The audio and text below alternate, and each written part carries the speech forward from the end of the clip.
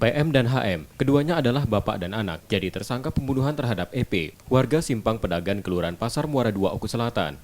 Kedua tersangka ditangkap polisi gabungan Polsek Muara II dan Polres Oku Selatan 2 jam setelah kejadian, meski tersangka melarikan diri. Korban dibunuh tersangka dengan senjata tajam di tepi jalan raya kampung tempat tinggal mereka. Bersama tersangka, polisi menyita sebilah senjata tajam dan pakaian korban sebagai barang bukti. Pembunuhan dilakukan karena dipicu selisih paham antara tersangka dan korban. Di mana korban E ini mengalami selisih paham atau berselisih paham dengan tersangka M.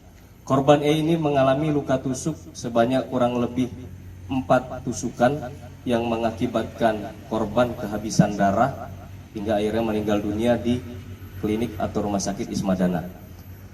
Luka korban berada di dada sebelah kiri, dada sebelah kanan masing-masing 1 tusuk dan juga di lengan kiri 2 tusuk. Kini kedua tersangka ditahan di tahanan Polres setempat dan terancam hukuman 15 tahun penjara. Setia Budi, Kompas TV, Ogan Kobring Ulu Selatan, Sumatera Selatan.